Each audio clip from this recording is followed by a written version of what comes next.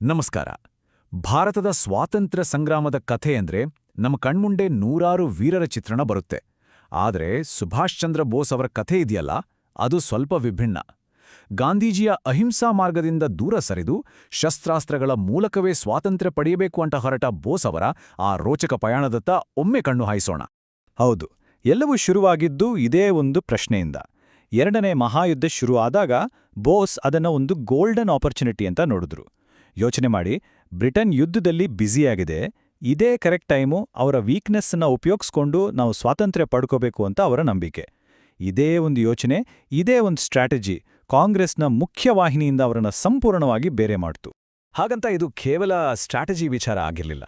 ಇದರ ಹಿಂದೆ ಇದ್ದಿದ್ದು ಎರಡು ದೊಡ್ಡ ಸಿದ್ಧಾಂತಗಳ ನಡುವಿನ ಒಂದು ದೊಡ್ಡ ಸಂಘರ್ಷ. ಒಂದು ಕಡೆ ಶಾಂತಿ ಅಹಿಂಸೆ ಅಂತಿದ್ದ ಮಹಾತ್ಮ ಗಾಂಧಿ, ಇನ್ನೊಂದು ಕಡೆ ಇಲ್ಲ, ನೇರ ಹೋರಾಟವೇ ಸರಿ ಅಂತಿದ್ದ ಸುಭಾಷ್ ಚಂದ್ರ ಬೋಸ್. ನೋಡಿ, ಇಬ್ರೂ ಮಹಾನ್ ನಾಯಕರ ನಡುವಿನ ವ್ಯತ್ಯಾಸ ಎಷ್ಟು ಕ್ಲಿಯರ್ ಆಗಿ ಕಾಣ್ತಿದೆ. ಗಾಂಧೀಜಿಯವರ ಪ್ರಕಾರ ಶತ್ರು ಕಷ್ಟದಲ್ಲಿದ್ದಾಗ ಅವನ ಮೇಲೆ ನಾವು ದಾಳಿ ಮಾಡಬಾರ್ದು, ಅದು ಅಧರ್ಮ. ಆದರೆ ಬೋಸ್ ಅವರಿಗೆ ಇದೊಂದು ಶತಮಾನಕ್ಕೊಮ್ಮೆ ಸಿಗೋ ಅವಕಾಶ, ಇದನ್ನ ಮಿಸ್ ಮಾಡ್ಕೊಂಡ್ರೆ ಮತ್ತೆ ಸಿಗಲ್ಲ. ಅವರೇ ಹೇಳಿದ ಹಾಗೆ, ಯುದ್ಧದ ಢೋಳು ಬಾರಿಸ್ತಿರುವಾಗ ಅಹಿಂಸೆಯ ಕೊಳಲಿನ ಸದ್ದು ಯಾರಿಗೂ ಕೇಳಿಸಲ್ಲ. ನೋಡಿ, ಕೊನೆಗೆ ಈ ಭಿನ್ನಾಭಿಪ್ರಾಯ ಒಂದು ಬೇರ್ಪಡುವಿಕೆಗೆ ಕಾರಣವಾಯಿತು. ಆದರೆ ಇದೊಂದು ಕಹಿ ವಿದಾಯ ಆಗಿರಲಿಲ್ಲ, ಬದಲಿಗೆ ತುಂಬನೇ ಗೌರವಯುತವಾಗಿತ್ತು. ಗಾಂಧೀಜಿ ಬೋಸ್ ಅವರನ್ನ ನನ್ನ ದಾರಿ ತಪ್ಪಿದ ಮಗ ಅಂತ ಪ್ರೀತಿಯಿಂದ ಕರೆದರೂ ಕೂಡ, ನಮ್ಮಿಬ್ಬರ ದಾರಿಗಳು ಬೇರೆ, ನಾವು ಬೇರೆ ಬೇರೆ ದಾರಿಯಲ್ಲೇ ನಡಿಬೇಡು ಅಂತ ಸ್ಪಷ್ಟಪಡಿಸಿದ್ರು. ಆ ಮಾತುಗಳೇ ಬೋಸ್ ಅವರ ಒಂಟಿ ಹೋರಾಟಕ್ಕೆ, ಆ ಅಪಾಯಕಾರಿ ಪಯಣಕ್ಕೆ ಮುನ್ನುಡಿ ಬರೆದಿದ್ದು. ಸರಿ, ಈಗ ಬನ್ನಿ ಬೋಸ್ ಅವರ ಜೀವನದ ಬಹುಶಃ ಅತ್ಯಂತ ಥ್ರಿಲ್ಲಿಂಗ್ ಅಧ್ಯಾಯಕ್ಕೆ ಹೋಗೋಣ. ಅದೇ ದಿ ಗ್ರೇಟ್ ಎಸ್ಕೇಪ್, ಗೃಹಬಂಧನದಿಂದ ಅವರು ಪಾರಾದ ಆ ಕಥೆ. ಇದು ಸುಮ್ಮನೆ ತಪ್ಪಿಸ್ಕೊಂಡಿದ್ದು ಅಷ್ಟೇ ಅಲ್ಲ, ಇದು ಸ್ವಾತಂತ್ರ್ಯದ ಹುಡುಕಾಟದಲ್ಲಿ ಒಂದು ದೊಡ್ಡ ಜಿಗಿತವಾಗಿತ್ತು. ಒಮ್ಮೆ ಕಲ್ಪನೆ ಮಾಡ್ಕೊಳ್ಳಿ, ಕಲ್ಕತ್ತಾದಲ್ಲಿರೋ ಅವರ ಮನೆ. ಆ ಮನೆ ಸುತ್ತ 24x7 ಬ್ರಿಟಿಷ್ ಪೊಲೀಸರ ಕಾವಲು, ಹಗಲು ರಾತ್ರಿ ಹದ್ದಿನ ಕಣ್ಣಿಟ್ಟು ಕಾಯ್ತಿದ್ದಾರೆ. ಅಂತಹೊಂದು ಬಿಗಿ ಭದ್ರತೆಯಿಂದ ತಪ್ಪಿಸ್ಕೊಳ್ಳೋದಂದ್ರೆ ಅಸಾಧ್ಯ ಅಂತಾನೆ ಎಲ್ಲರೂ ಅಂದ್ಕೊಂಡಿದ್ರು. ಆದರೆ ಆ ಮನೆಯೊಳಗಿಂದ ಬೋಸ್ ಅವರ ತಲೆಯಲ್ಲಿ ಇಡೀ ಬ್ರಿಟಿಷ್ ಸಾಮ್ರಾಜ್ಯವನ್ನೇ ನಡುಗಿಸುವ ಒಂದು ಮಾಸ್ಟರ್ ಪ್ಲಾನ್ ರೆಡಿಯಾಗ್ತಿತ್ತು. ಅವರ ಪ್ಲಾನ್ ಹೇಗಿತ್ತು ಗೊತ್ತಾ? ಅಬ್ಬಾ, ಎಂಥ ಚಾಣಾಕ್ಷತನ! ಮೊದಲು ತನಗೆ ಅನಾರೋಗ್ಯ, ಅದಕ್ಕೆ ಯಾರ ಜೊತೆನೂ ಮಾತಾಡಲ್ಲ, ಮೌನವ್ರತ ಮಾಡ್ತೀನಿ ಅಂತ ನಾಟಕ ಶುರು ಮಾಡಿದ್ರು. ಎಲ್ರೂ ಇದನ್ನ ನಂಬಿದ್ರು. ಆಮೇಲೆ ಜನವರಿ 16, 1941 ಆ ಕತ್ತಲ ರಾತ್ರಿ ಒಬ್ಬ ವಿಮಾ ಏಜೆಂಟ್ ಮೊಹಮ್ಮದ್ ಜಿಯಾವುದ್ದೀನ್ ಅನ್ನೋ ವೇಷದಲ್ಲಿ ಅವರ ಸೋದರಳಿಯ ಶಿಶಿರ್ ಜೊತೆ ಕಾರಲ್ಲಿ ಸದ್ದೇ ಇಲ್ಲದೆ ಎಸ್ಕೇಪ್ ಆದ್ರು. ದಾರಿಯಲ್ಲಿ ಹೋಗ್ತಿದ್ದಾಗ ಇದ್ದಕ್ಕಿದ್ದ ಹಾಗೆ ಒಂದು ಪೊಲೀಸ್ ಚೆಕ್ಪೋಸ್ಟ್. ಶಿಶಿರವರಿಗೆ ಬೆವರು ಶುರುವಾಗ್ಬಿಡ್ತು. ಆದ್ರೆ ಬೋಸ್ ಸಂಪೂರ್ಣ ಶಾಂತ.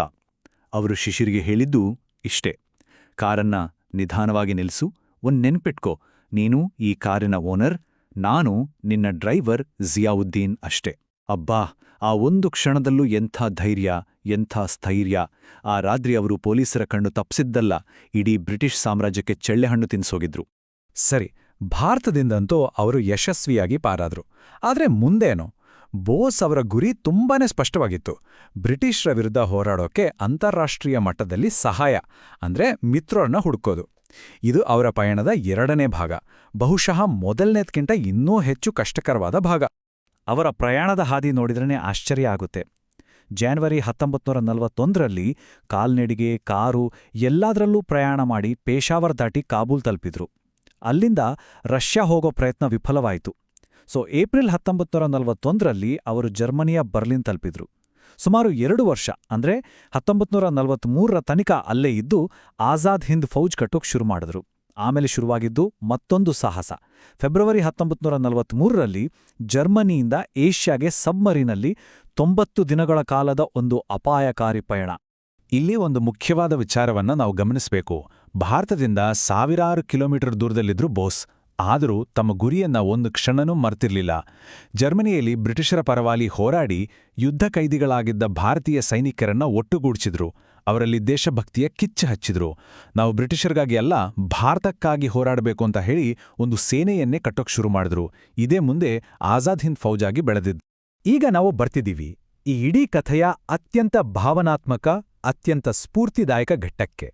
ಬೋಸ್ ಜಪಾನ್ ತಲುಪಿ ಆಜಾದ್ ಹಿಂದ್ ಫೌಜ್ನ ನಾಯಕತ್ವ ವಹಿಸಿಕೊಂಡ ಮೇಲೆ ಬರ್ಮಾದಲ್ಲಿ ಅವರು ಕೊಟ್ಟ ಒಂದು ಭಾಷಣ.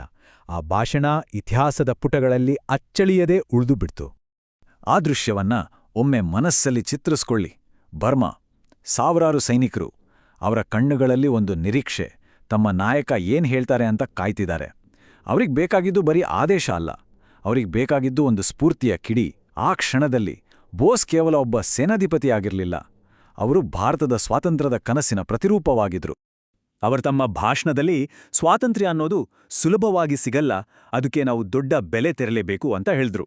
ಸ್ವಾತಂತ್ರ್ಯ ದೇವತೆಯ ಪಾದಗಳಿಗೆ ನಾವು ಅರ್ಪಿಸುವ ಜಯಮಾಲೆ ಇದೆಯಲ್ಲ, ಕೇಳಿ, ಅದು ನಿಮ್ಮ ತುಂಡರಿಸಿದ ತಲೆಗಳೆಂಬ ಹೂವುಗಳಿಂದಲೇ ಕಟ್ಟಲ್ಪಡುತ್ತೆ ಅಂತ ಹೇಳಿದ್ದಾಗ ಅಲ್ಲಿದ್ದವರ ಮೈ ರೋಮಾಂಚನಗೊಂಡಿತು. ಹೋರಾಟದ ತೀವ್ರತೆ ಇನ್ನಷ್ಟು ಹೆಚ್ಚಾಯಿತು. ಇದು ತಲೆ ಕಡಿಯೋ ವ್ಯಾಪಾರ, ಇದನ್ನ ದುಡ್ಡು ಕಾಸಿನಿಂದ ಮಾಡೋಕ್ಕಾಗಲ್ಲ, ಬರೀ ತಲೆ ಕೊಟ್ಟು ಎದುರಿಸ್ಬೇಕು. ಅಂದ್ರೆ ಬೋಸ್ ತಮ್ಮ ಸೈನಿಕರಿಗೆ ಸತ್ಯವನ್ನ ನೇರವಾಗಿ ಸ್ಪಷ್ಟವಾಗಿ ಹೇಳ್ತಿದ್ರು, ಈ ಯುದ್ಧದಲ್ಲಿ ಪ್ರಾಣ ಕೊಡೋಕೆ ಸಿದ್ಧರಾಗಿ.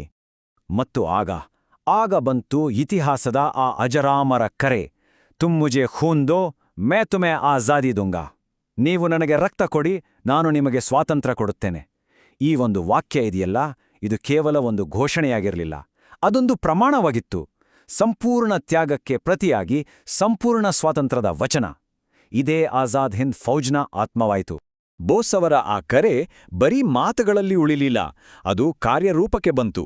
ಆಜಾದ್ ಹಿಂದ್ ಫೌಜ್ನ ಮುಂದಿದ್ದಿದ್ದು ಒಂದೇ ಒಂದು ಗುರಿ, ಚಲೋ ದಿಲ್ಲಿ.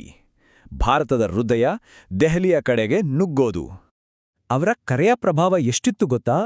ತಕ್ಷಣವೇ ಸಾವಿರಾರು ಜನ ಸಾಮಾನ್ಯ ನಾಗರಿಕರು, ಯುದ್ಧ ಕೈದಿಗಳು ಎಲ್ಲರೂ ಬಂದು ಐಎನ್ಎಗೆ ಸೇರ್ಕೊಂಡ್ರು. ಅಷ್ಟೇ ಅಲ್ಲ, ಮಹಿಳೆಯರೂ ಹಿಂದೆ ಬೀಳಲಿಲ್ಲ. ಕ್ಯಾಪ್ಟನ್ ಲಕ್ಷ್ಮೀ ಸ್ವಾಮಿನಾಥನ್ ಅವರ ನೇತೃತ್ವದಲ್ಲಿ ರಾಣಿ ಝಾನ್ಸಿ ರೆಜಿಮೆಂಟ್ ಕೂಡ ಸ್ಥಾಪನೆಯಾಯಿತು. ಸಿಂಗಾಪುರದಲ್ಲಿ ಸ್ವತಂತ್ರ ಭಾರತದ ತಾತ್ಕಾಲಿಕ ಸರ್ಕಾರವನ್ನೇ ಘೋಷಿಸಿದ್ರು. ಎಲ್ಲರ ಬಾಯಲ್ಲೂ ಇದ್ದಿದ್ದು ಒಂದೇ ಯುದ್ಧಘೋಷ, ಚಲೋ ದಿಲ್ಲಿ. ಅವರ ಮೆರವಣಿಗೆಗೆ ಗೀತೆ ಕೂಡ ಅದನ್ನೇ ಹೇಳ್ತಿತ್ತು, ದೆಹಲಿಗೆ ಹೋಗೋಣ, ನಮ್ಮ ಹಿಂದೂಸ್ತಾನವನ್ನ ನಾವೇ ಕಟ್ಟೋಣ ಅಂತ.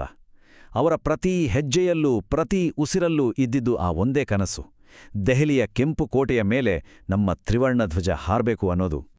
ದುರದೃಷ್ಟವಶಾತ್ ಆಜಾದ್ ಹಿಂದ್ ಫೌಜ್ನ ಹೋರಾಟ ದೆಹಲಿ ತಲುಪಲಿಲ್ಲ.